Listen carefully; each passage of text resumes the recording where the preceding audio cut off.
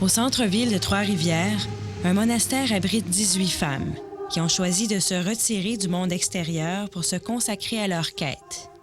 Une quête d'amour, une quête de Dieu, une quête de sainteté.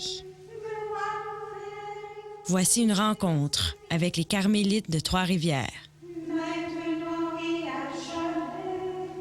Si on est appelé à la vocation du Carmel, c'est à la recherche de ce pur amour, mais on ne sait jamais quand on est rendu là. Mais on tend vers ce pur amour, ça veut dire d'être transformé en Dieu, devenir semblable à Dieu par l'amour. Elles ont choisi un mode de vie radical qui les aide à suivre leur voie.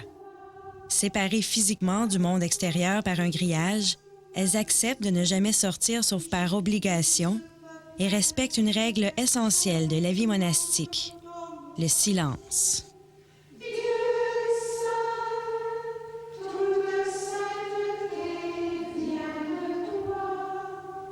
Valorisée au Québec pendant de nombreuses années, la vocation religieuse est moins populaire maintenant. Sœur Rosella, la mère prieure, en est consciente. Le prêtre avait une grande place. Les religieuses étaient portées sur la main. Aujourd'hui, aller partout, c'est plus ça. Quand on parle d'être religieuse, c'est le contraire qui se produit. T'es folle, qu'est-ce que tu fais là? Qu'est-ce que tu veux aller faire là?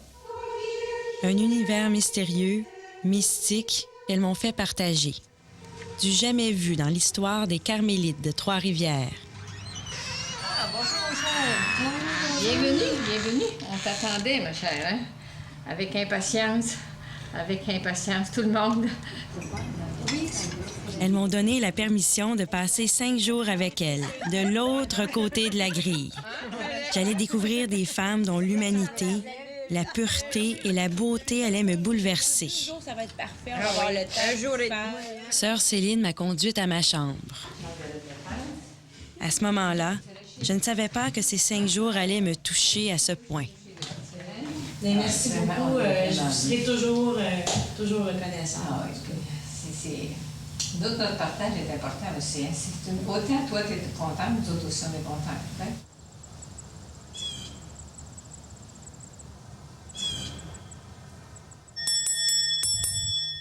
La discipline est au rendez-vous chez les Carmélites. À 5h20, pendant que Trois-Rivières dort encore, Sœur Maryse sonne la cloche pour le réveil. À 5h50, les sœurs se rendent au chœur pour la première des 5 périodes de prière quotidienne.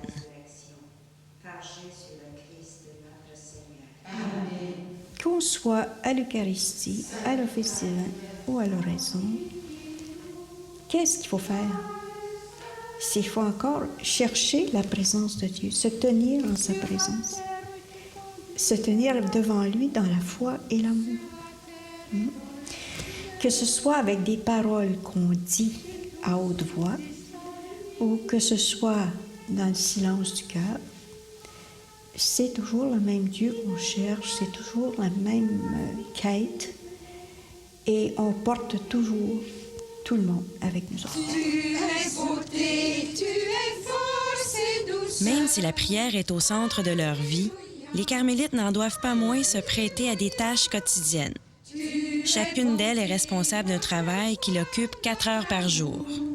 Alléluia, alléluia. Nous sommes présentement dans l'office de la confection des hosties, leur principale source de revenus. Le processus exige la participation de 6 sœurs. Elles en fabriquent un nombre impressionnant qu'elles vendent à différentes églises. Sœur Adrienne, âgée de 88 ans, assure le contrôle de la qualité. Et puis vous en faites combien par jour? Allez-vous me croire si je vous dis environ 15 à 17 000? 15 à 17 000 par jour? Oui. Je suis pas sûre, je vous crois. Hein? Il y a 2 périodes dans la journée où les sœurs peuvent parler entre elles, lors des récréations. Je montais l'escalier vite, je me suis accroché le bout du pied, j'ai tombé sur le ventre dans l'escalier avec les 2 galons qui se sont écrasés. L'huile, mais tout... C'était les chutes Niagara. La fondatrice, Sainte Thérèse d'Avila, tenait à ces moments d'échange pour favoriser l'atmosphère familiale.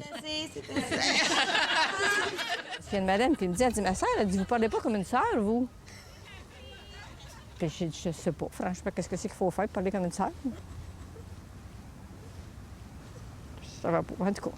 Je m'en suis pas trop occupée, j'ai continué à parler comme je suis, si tu veux. Il y en a une autre, elle dit, ma sœur m'a dit, vous riez? Ben, j'ai dit, écoutez, je ris.